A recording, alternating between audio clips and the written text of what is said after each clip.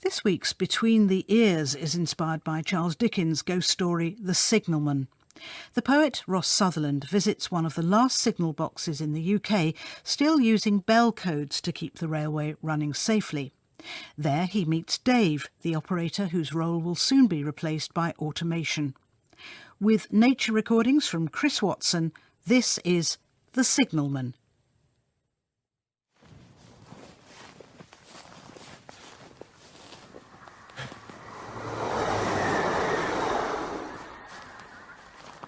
It's funny, I don't remember the sunset. There must have been one. There's only one light now. A soft yellow glow. Actually, I can see where the light's coming from now. It's this small brick building. It's a signal box, I think.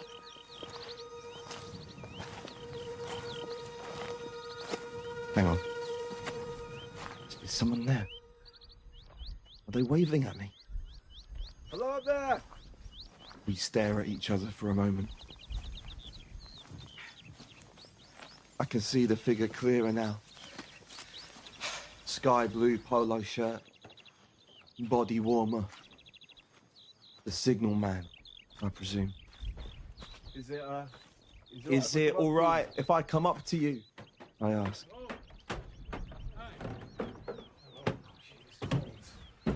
Nice and warm in here. Oh no, I'm so glad you've got the fire on. I tell the signalman my story, how I'd been thrown off the train home to Hull for not having a valid ticket. Okay, says the signalman, whose name is Dave, it turns out. It's 20 minutes to the end of my shift, he says. If you be quiet and sit there... Be quiet, sit there. I'll give you a ride to the service station down the road. After that... You're just going to have to try and thumb a lift. So, are you warm enough? I stepped in a puddle just outside on the way up. I've got a shoe to dry off. I won't take it off, don't worry. Stepping into this room, it feels a bit like stepping out of time altogether. Apart from a 90s looking computer and a slow cooker in the corner, it feels like this could be any day in the last 80 years. The box is a single elevated room. There's a frayed armchair, a sink, a kettle. Directly above the bar fire, there's a faded Polaroid of the coal fire that used to occupy the same spot. Under the photograph, a hand has fondly written, R.I.P. Rest in peace. So that big wheel there, that's lowering and raising the barrier outside, Yes, right? it's a fantastic piece of equipment. Like a ship's wheel. It is, very much like a ship's wheel. Yeah. Yeah. The entire south side of the signal box is window to keep both vanishing points of the rail line in view. How long has the box been active? Do you know how long has it been? I think it was built in 1901. But this lever frame's been here since about the mid-40s. Beside the levers, raised up on a polished wooden block, the signal bell. Oh, here we go. For some reason, I can't take my eyes off it. Though small, it seems to dominate the room, springing to life whenever I least expect it, filling the signal box with its strange coded music. I think... We do get some quiet periods, and then...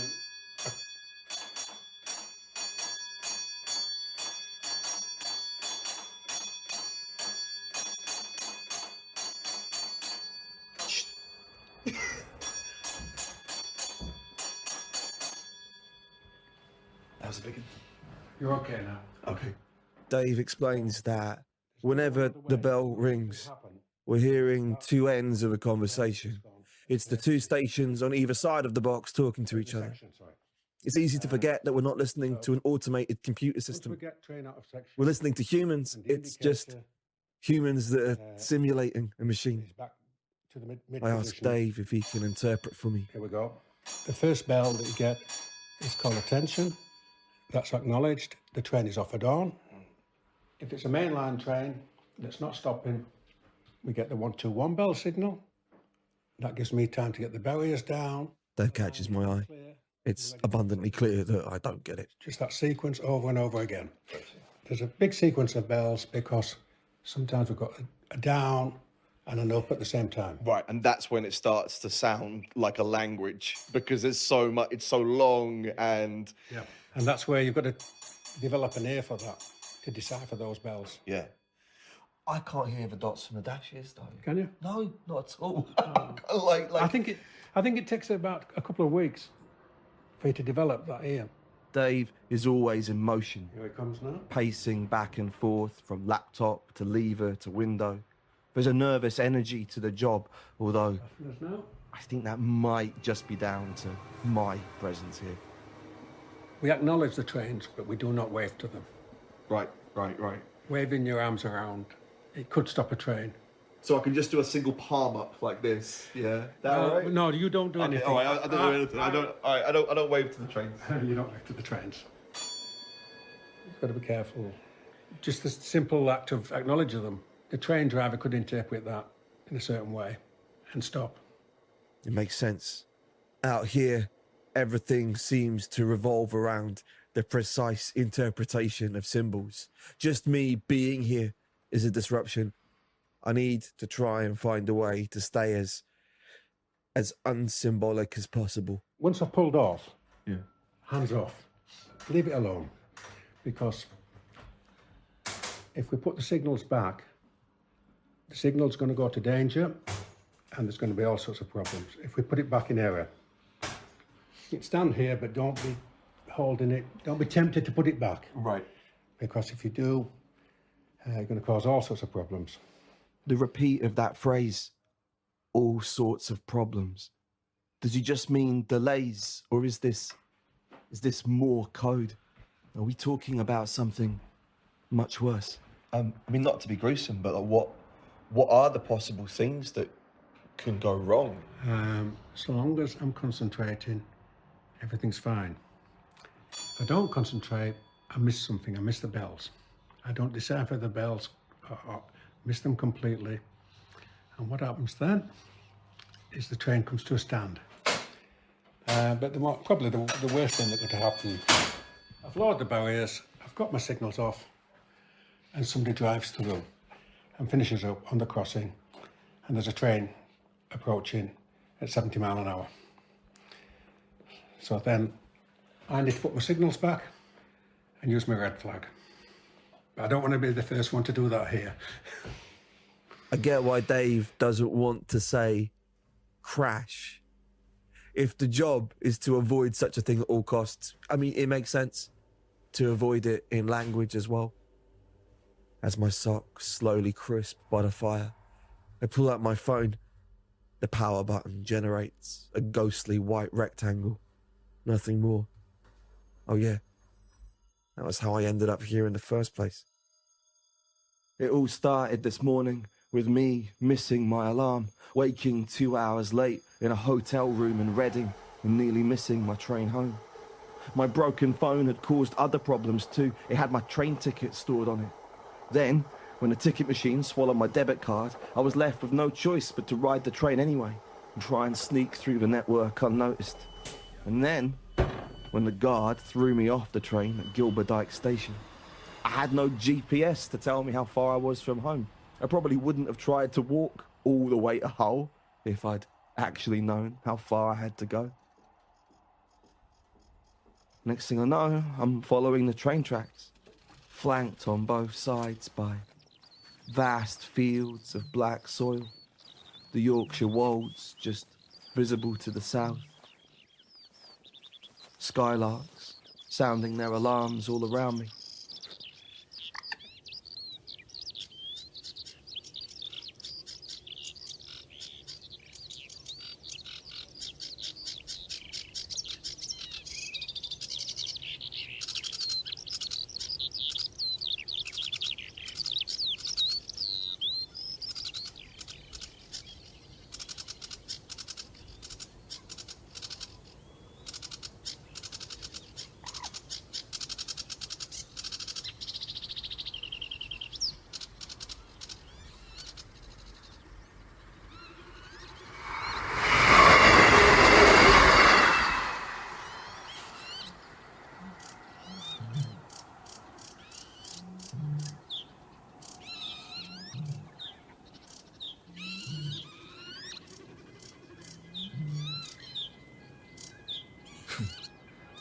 One technical malfunction is all it can take, and you can fall straight through the grid.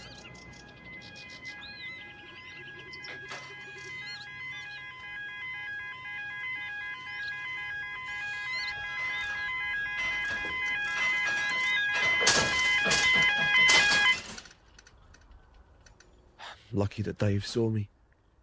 I'd still be out there in the dark. Dave seems so in tune with the rhythm of the work. He's almost like an extension of the system. He doesn't feel the tension that I feel every time another track. You could imagine it could feel like a little spooky here at night on your own. It does, yeah. Because it's so close to the river and low-lying, when the fog is rolling in and you're in this elevated position and you look out over the top of the fog sometimes, yeah, of the silverness of it all, that is very spooky, very Hound of the Baskervilles. I noticed a large black volume of ghost stories on the bookcase. The books up on the shelf here, they kind of accumulated over like a long time. Yeah, we brought them, all the fishing books are mine, because if it's a quiet spot on the night, I make my own flies for fishing. The ones I read out of those are probably just the horror stories. Hang on, wasn't there a ghost story about a signalman? It was Dickens, I think. I remember seeing the 70s BBC adaptation. There was a signal box right by the edge of this huge black tunnel, and the signalman who played him. There you are, sir. That's my work. That's the sum of it. Nothing there of interest to anyone but myself. But I am interested. It was Denham Elliot. Is everything He was being as it should be? tormented by these ghostly premonitions. The signal bell keeps ringing with warnings of catastrophes, but there's never enough information for the signalman to stop what was about to happen. I seem to remember that Dickens was in a rail crash himself at some point. I think after that, he never rode a train sober again. It must have terrified him, having to hand over your life to a machine, your fate just a dot within an utterly inscrutable network. I try to remember the story for Dave, though I don't think I'd do it justice. Yeah, he can't decipher it. Yeah. That's the only train-related ghost story that I know. That's a good one. There's something mysterious about someone giving you messages and then you not being able to kind of understand them. Yeah. Yeah. Yeah. Do you believe in the supernatural at all? No, not the supernatural, no. I feel kind of stupid for asking. I put the ghost stories back on the shelf. Of course, Dave doesn't believe in ghosts. The job of the signalman is to deal in absolute certainty. Reality needs to be triple-checked at every juncture, and this place seems ghostly enough, even without any actual ghosts. The location itself plays tricks on the brain. It gets a bit confusing here on a night as well as we stand where I am, because you get the lights there where the train's coming from, but the reflected there, so it looks like it's coming from that side. Yeah, I did wonder about that. So the reflections are very confusing. You've got to make sure that you don't put the wrong signals back. Not only that, says Dave, but sound can play tricks on you out here too. It is very silent, and then you can pick out the different trains. But it depends on the wind direction.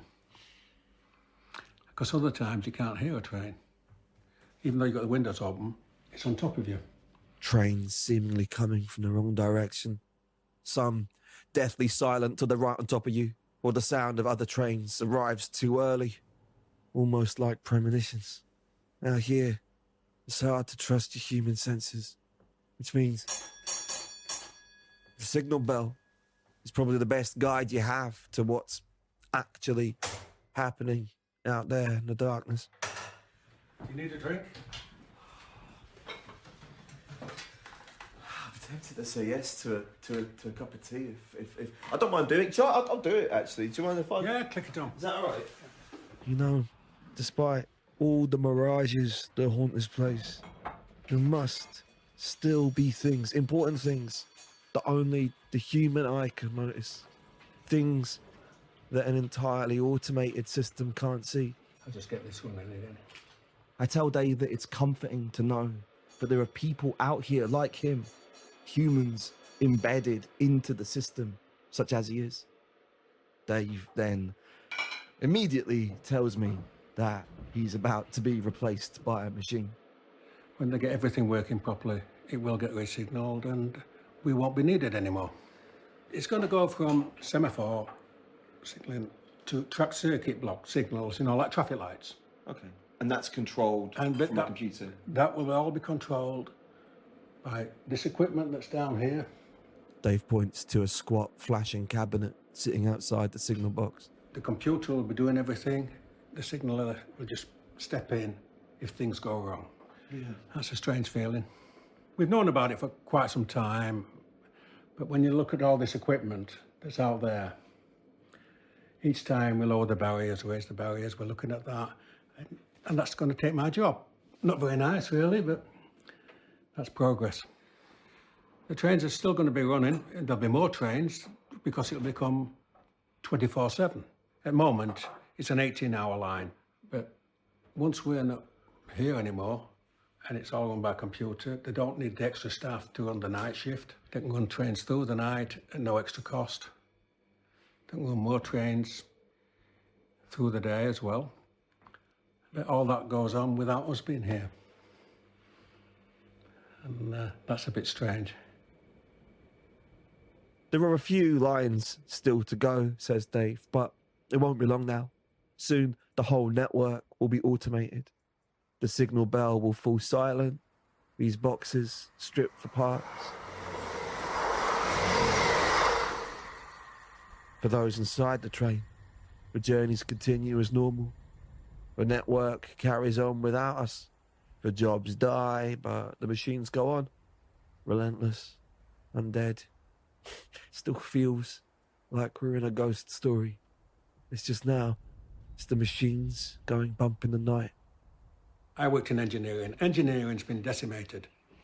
It's everywhere. It's every workplace. Because if you look at internet shopping, what effect has that on retail? Yeah. If you look at warehouse work, they're controlled by robots. It's all about getting people out of the equation. If anything, the railways, they've been a bit slow to catch up. I'm thankful for that. Sometimes it's hard to notice when jobs disappear because it's really hard to notice an absence. So you kind of go on and then you don't notice until later you go like, oh yeah, there used to be people that did that. Yeah, that's right. What are you planning to do once you leave here? I've thought about it for a long time, and I've enjoyed it here so much. I would like this to be my last job. So I'll be retiring a couple of years early. I've come to terms with it and just looking forward to the next chapter, whatever that is. I can picture Dave sitting by a river somewhere, finally putting those fishing lures to use. Although at the same time, I can feel other chapters being written here. The next chapter of industry, the next chapter of employment, and those I feel less certain about. We're a little further down the track than Charles Dickens, but, you know, isn't this the same story? Progress is on rails. It only goes one way. Just like Signalman Denham Elliot, we hear the warnings, but just what can we do? Look out! Look out! For God's sake, clear the way! All right. Maybe we need a little music. We're allowed to have the radio on if we want it. For the music, the best one is a local channel, Vixen. What kind of stuff does it play? Different times of day, they do... Doll and carpets and...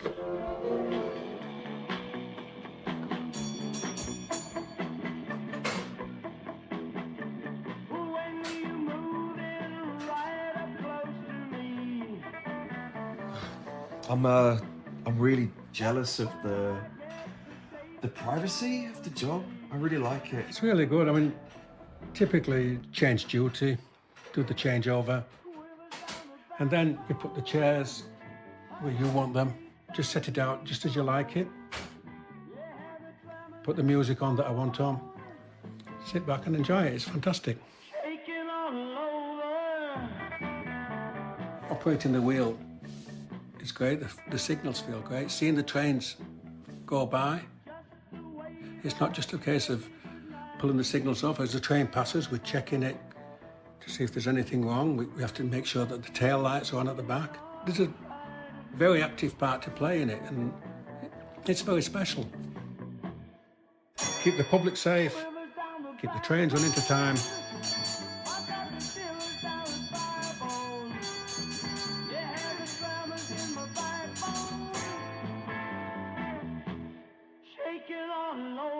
I feel very comfortable here, and I'll really miss it. And that's why I don't want to go anywhere else. So, I wish you could take that ship's wheel away with you. yeah. You could put it in your house. Few people truly love their job, but I don't know. I think Dave might be one of them. And you shouldn't mourn something like that. You have to celebrate it. So maybe that's what we're doing here tonight. Performing a wake of some kind. A little party for the signal box before it's finally lost to time.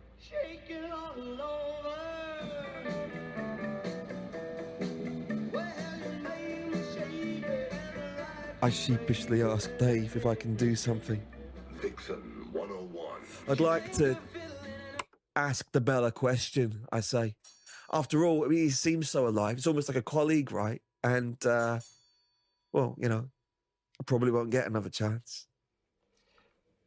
I mean, I could ask it what the winning lottery numbers are going to be on Saturday. Yeah, I'll tell you too. I think we should go something grander this time. Signal bell. Do we have reason to fear the machines?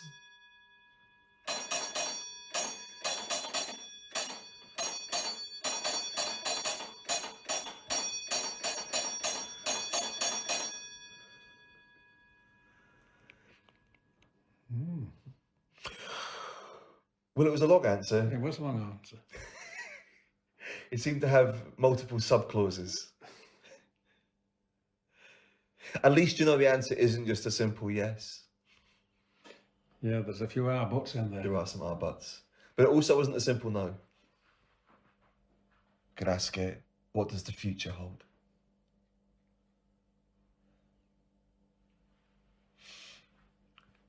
Nothing. Silence. I prefer your answer.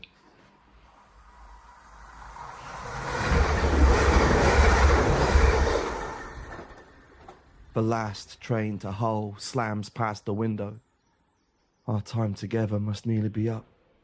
As I wash up our tea mugs, Dave tells me of another strange day on the job.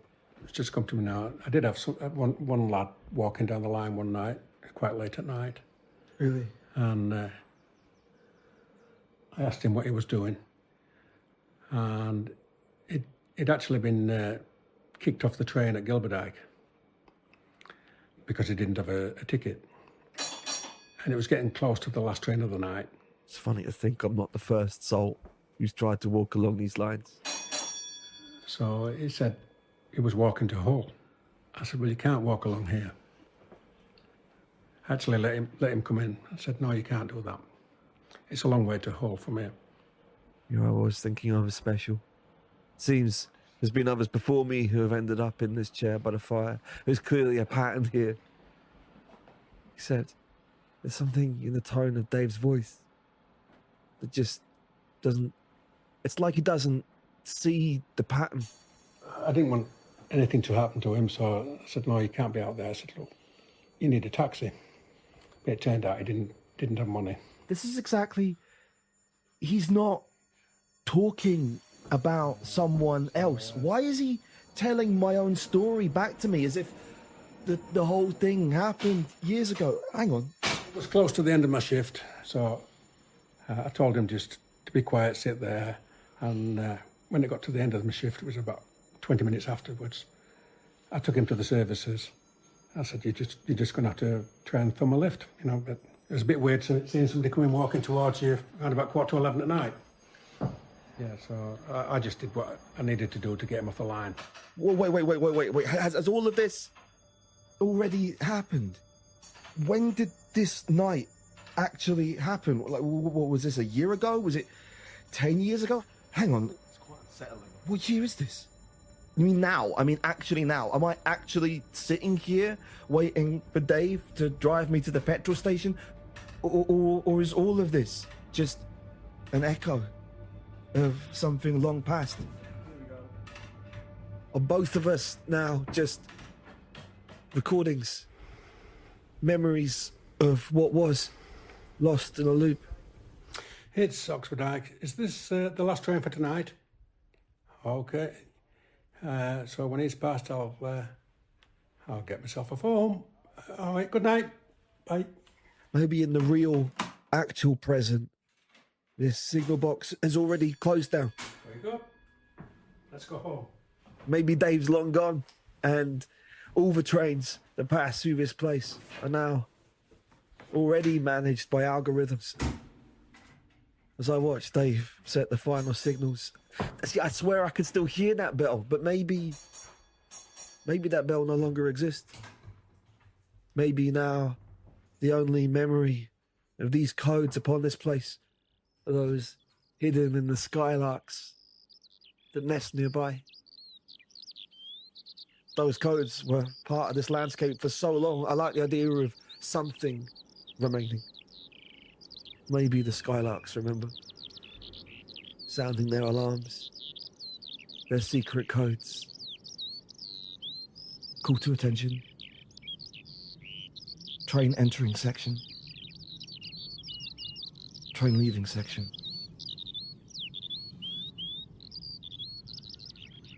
Dave said that in the future, the network will barely need to sleep. Without human needs, the trains can run all day and all night. But still, maybe in those brief moments of downtime, the network will still dream of us. The people that used to live inside them. Now ghosts.